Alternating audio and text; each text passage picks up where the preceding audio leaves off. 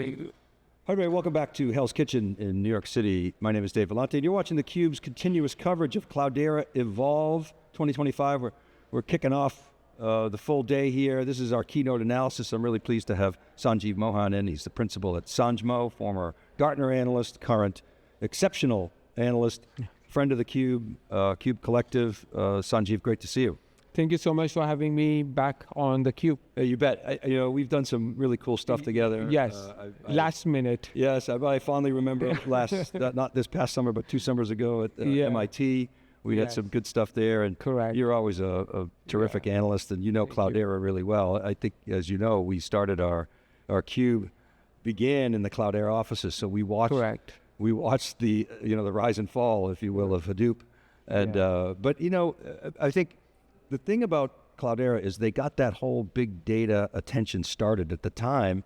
You remember, you would shove everything into some kind of data warehouse. You'd buy a bunch of Oracle licenses and maybe a Sunbox. Yeah. And maybe some EMC. E10K. Yeah, right. Yeah. And then you'd have no money left over to do anything. Correct. And then you'd have like 2 people who knew how to build cubes, and anything you wanted to get out of that, you'd have to go talk to them. And so Hadoop did dramatically lower the cost of storing all that stuff, and the whole idea of no schema on write, doing schema on read, and which created more problems like the data swamp, and that problem has been addressed to some degree, but now it's increasingly important to have your data act together, as we know.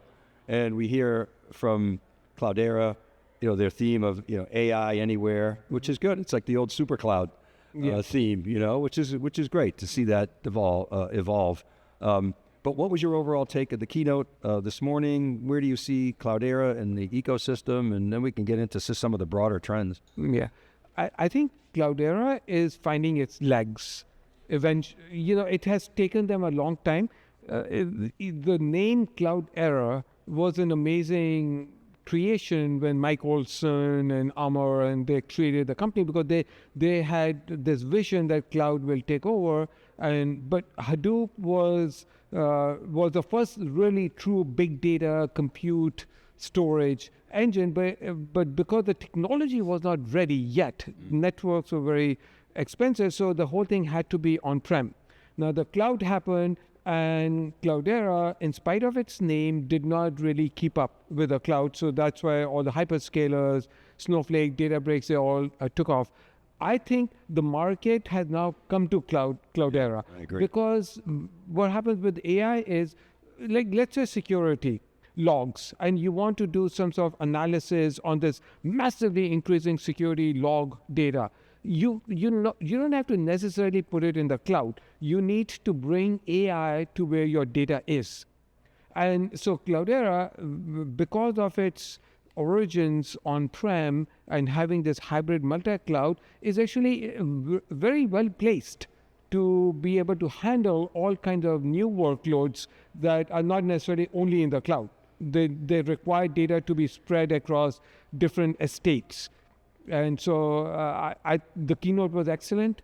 Cloudera has a full stack, which includes not just their maturity in the data space, which they've had for many years now, but also in the AI. They have this whole AI in a box. You can run AI training models, inferencing on the edge, on premises, in the cloud. So it's a very well-rounded stack with all the pieces. They have bought Octopi, which is, Cloudera has already had really good data governance for a long time with SDX, but now they have lineage, like deep lineage, not a high-level lineage. So that down to the metadata. That's down to metadata at column level. You can drill down.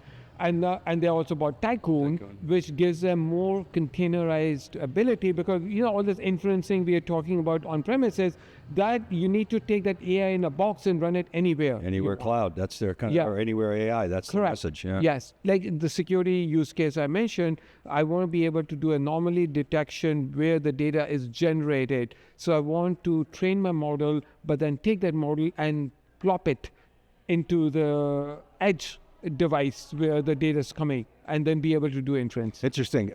Just a point on the sort of little history. The point about cloud and Cloudera not keeping up. They did so much commitment to the open source projects. It was like every new animal that came out of the zoo. Cloudera was there to support, and that put a real drag, on their ability to fund, what they needed to fund. But the contribution that they made to the industry was enormous, and I think is sometimes overlooked. And then, as you know, the merger of Hortonworks and Cloudera, they then created the sort of modern CDP. And that's the stack that they have today. I have to say, I was very impressed with what I saw. They have a full stack. They make a really attractive partner. They're not doing the hardware, obviously, but they've got the AI anywhere. They've got the governance piece. They've got the data store. And as you say, they've got the lineage and some of these acquisitions they've made. We heard from CEO Charles Sainsbury today. His message really was, we got private AI, you got the compute, the data, and the tools. Their CRO, Frank, he really was doubling down on the value, sort of the vision, correct. Kind of laid out the roadmap. And then their CSO, Chief Strategy Officer, Abbas, he talked about maturity models. He talked about the agentic stack. He basically gave you a how-to do AI anywhere, which I thought was good. And then two things stood out to me. He had that workload slide, which I don't know if you recall. So it had basically at 100 workloads, you start to get operating leverage and your marginal cost of adding a new workload goes towards zero, which was interesting relative to the cloud, where you're going to get a cloud tax every time you grow. And then they really emphasized inference. And I think, they use some data from McKinsey that say 30% of inferencing will be done in the private cloud. I think that way understates the importance of inference, because I think a lot of the inferences, Sanjeev, is going to be done at the edge. AI inferencing at the edge is going to be huge. And they've got, public clouds across multi-clouds, a hybrid cloud on-prem, and they've got an edge solution as well. So, it can be ported anywhere, as you say, because of that portability capability. So I like the story. What do you see them having to do to sort of get the word out and be, recognized as, with the momentum and the leadership that they once had back in the early 2010s. But as you say, the market's come to them now. Yeah. So some of the stories they told were very impressive and differentiated, because I haven't heard those stories. Like the AbbVie. AbbVie story is phenomenal. So just for the viewers, this is because AbbVie really demonstrates how AI can deliver this elusive ROI that everyone's looking for. So to create a new drug, it takes 12 to 14 years, and the cost is anywhere between $4 to $6 billion.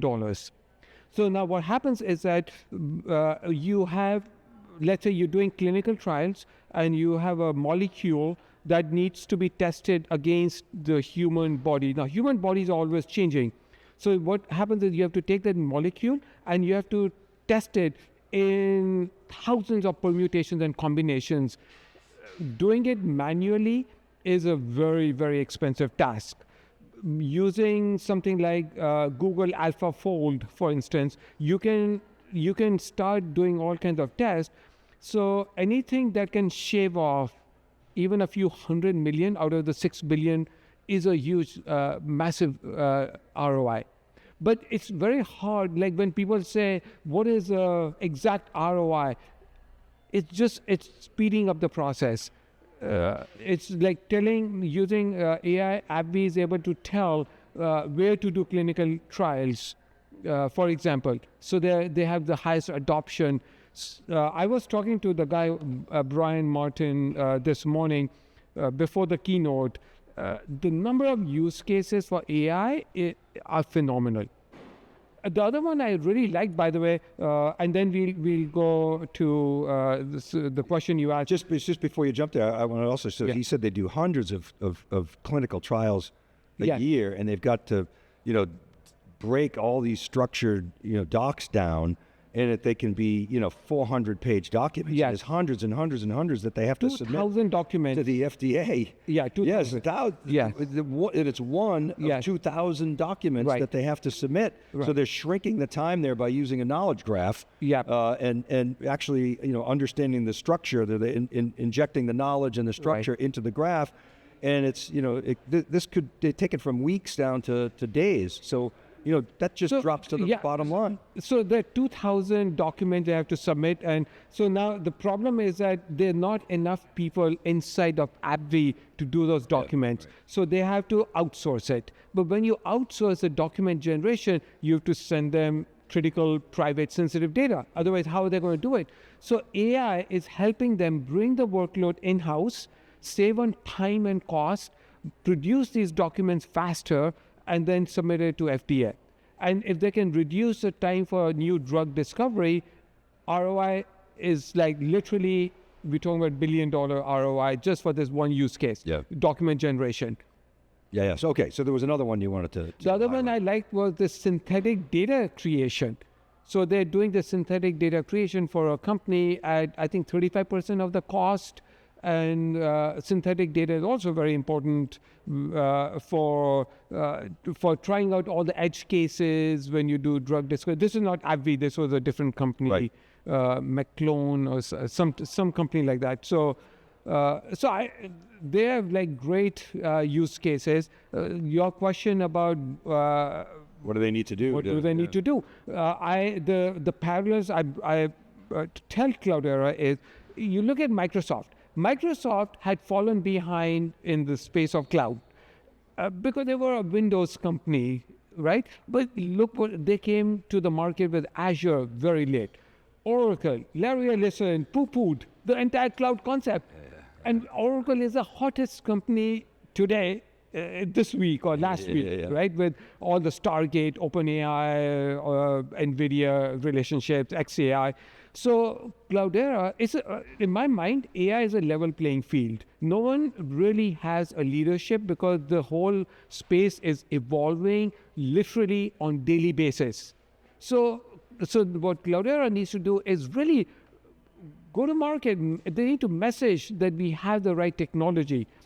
And today, they're starting to do that, by the way. You see the level of conviction in today's keynote by Charles Sainsbury. Real confidence. You see the confidence. So I think Cloudera, after years of retooling the Hortonworks Cloudera solution into CDP, Cloudera Data Platform, finally they have arrived. They've made the right acquisitions. Now it's all about having that conviction and going to the market and saying, you know what, we are as good a solution, cheaper cost in your account, pay per use. So there were a lot of advantages, not just hybrid. You have your data in your account. You can put Databricks, you can put Snowflake, you can put Cloudera, and you only pay Cloudera for what you use. So you're not... It's actually low-cost way to experiment. And they laid out their it seems like their ecosystem is growing. I think they still probably need to do some work there, but they highlighted NVIDIA, AWS, Pinecone, Google, Anthropic, Snowflake, Crew AI. They've got some other announcements with the likes of ServiceNow and some others. So that's growing. And then they've got the AI in a box with Dell. So they mentioned Dell and NVIDIA extensively today. That's good. Let them take care of the infrastructure. Right. And frankly, Dell and NVIDIA, other than the NVIDIA stack, they don't have a really built out robust data stack. I mean, Dell has Starburst, but in terms of just the full data stack of data, the governance, the lineage, the whole metadata management, the data management, all the way up that evolving data stack. The iceberg piece, okay, everybody's doing that. But they've got a really mature stack because they did do the engineering work after they merged. Correct. And so that is the key. To your point about, Oracle and Microsoft, they did the engineering work. That's what we were talking about. And that shows to you as an analyst who, understands the technology quite deeply. You can poke at it, ask the right questions. Have they passed your test, and what more do you think they need to do there? Maybe is it acquisitions? Is there Are there other gaps? We heard they got to simplify the UX and the UI. Correct. You know, that's kind of the next step that we heard from their chief sales officer. Right. From my evolving understanding of the market, what really resonates today in the market are vertical solutions. And I think that if they showcase their progress in vertical solutions, and the reason I'm saying that is because you mentioned True AI, for example. I see so many companies building out the framework, agentic framework, agent development framework, that we have literally an explosion of companies in the infrastructure layer. Very few companies, like for example, you look at Harvey. I'm just using Harvey as an example. I'm not, I don't know much about them. In the lawyers world, they're doing really well because they are saving lawyers massive amounts of cost. So same thing, I'm very impressed with what Cloudera is also doing with IQVIA, which we didn't hear from here. I'm not familiar with them. What are they doing? So it's phenomenal. Indulge me for a second. Every prescription that is written in this country makes its way into IQVIA's database. They enrich that data, anonymize who the buyers are, but they have all the information about which physician in which hospital prescribed which drug in which region. So if you are a pharma and you are in the business and you are creating a new drug, you buy IQVIA's data. It's a data product, by the way. And then you basically use that to analyze which market should I first introduce my drug in. And this is one of the many use cases they have. So they are a $30 billion powerhouse in the space of pharma in data products. Amazing. Let's talk about the broader market for a moment. I mean, we've been, of course, spending a lot of time on what they call the picks and the shovels. As watching the data center build out in the super cycle. You obviously spend all your time really in the data stack. You know, it's my favorite part of the stack. So I come in and out, bounce around. But we've been watching the evolution of that. It's in some ways, in a way, it's even more important. I mean, it's equally important, let me say that, as the GPUs and the whole CUDA stack. I mean, that is the mainspring.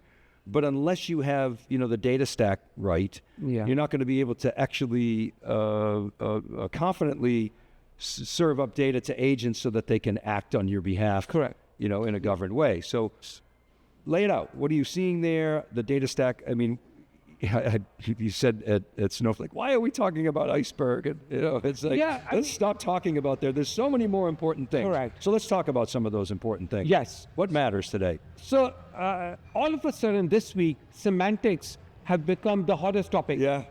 Because Snowflake just came out with OSI, Open Semantic Interchange.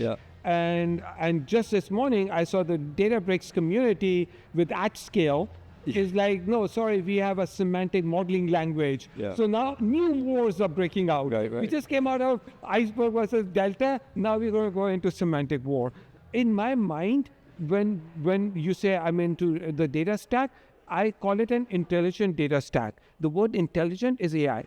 So AI is a use case. The stack is the same. So it's got GPUs, CPUs. It's got structured data through Iceberg, unstructured data through vector embeddings. All coalescing into a semantic layer. And then on top are the compute engines. The compute engine could be Starburst, Trino. It could be a RAG workload, or it could be agentic. And these are all separate use cases for separate needs. For example, if I want to do some sort of like a hybrid search where it mixes full text search, lexical search with vector search is another use case. So the point is that this stack that I talked about, all the way from GPUs, CPUs, all the way to agents, is a unified stack. It's not separate. Like for search, I need to go to Elastic. But for RAG, I need to go to Pinecone. But for SQL, I need to go to Trino.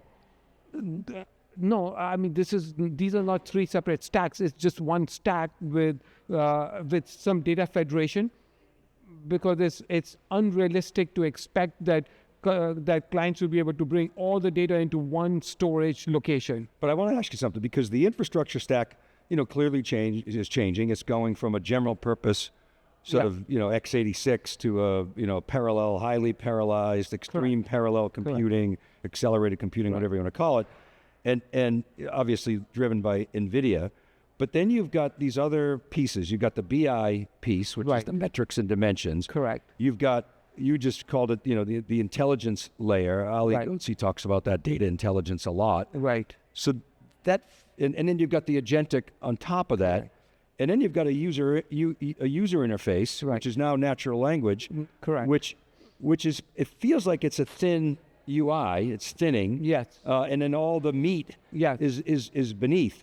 Correct. So I'm interested in your thoughts on what happens to that BI piece, because they now have to, it's got to go beyond metrics and dimensions into business context, and process has to be part of this, because agents are supposed to reform workflows, and that's kind of the vision. And there's got to be a layer of intelligence, to your point, and then there's got to be a way to control and govern all these agents. So there are new pieces, but I feel like that stack is evolving. It's not like a completely new stack, because it's the existing pieces that are evolving, but it's unclear to me whether it's the BI guys who are going to own that, whether it's the data stack guys, which is the SaaS people. And everybody wants to own that sort of layer of intelligence. And so you got the SaaS guys injecting intelligence. You've got the data stack people moving up. The Clouderas, the Snowflakes, the Databricks. And it's just this interesting dynamic right now. It's kind of Game of Thrones within the stack. You know who owns it? Hyperscalers and mega vendors. That they're the ones who are going to own everything, because they have all the pieces in place to, like they have a data operations place for the CI/CD and versioning. They own the storage. So I really think the hyperscalers and mega vendors, in fact, in mega vendors, I would put Snowflake, Databricks. But if you see ServiceNow bought a few companies like Data.World, so they were missing the catalog layer, metadata management. Now they've gotten that. Fivetran had bought, reverse ETL, SQL mesh. Salesforce buys Informatica. You're seeing the moves on the chessboards because of what we just described. Correct. Right? They all want to own all the planes, the compute, storage, control plane, manage everything, because at the end of the day, the goal for all these mega vendors is not to let data go out of their control. I know, but see, I would argue that AWS, let's take them individually, AWS doesn't really have, facile access to the process logic and the metadata around the business, logic. They've got their kind of metadata management in their catalogs. They're coming together, but they've got work to do there. Yes. Correct. I would say Google probably is best positioned of the hyperscalers from a data standpoint, and Microsoft, so they're everywhere, so they're going to win.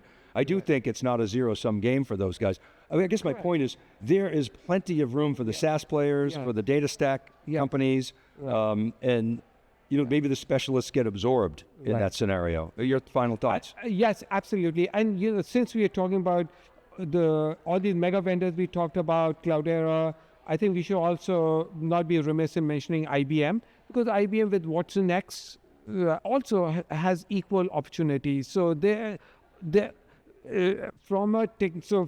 final thought, from a technology point of view, they all are converging to almost the same message. It's this converged stack.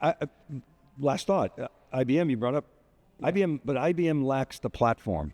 The company who invented vertical integration with the mainframe, that's really their only vertically integrated platform now. They try with Red Hat, but they don't have the platform play that a ServiceNow has, and there are other examples of platform plays. You see some guys in security, but what are your thoughts on that? Do you feel like IBM can evolve to a platform? Can it? Does it have to? So IBM has the pieces. They just are. Just like what Cloudera has gone through in making it cohesive, IBM is going through the same thing. But do you feel like they've got the middleware piece of that, the same way Oracle does, for example, with Fusion? IBM has too many things. Right. You know what the middleware is? Is FileNet. Yeah. Yes.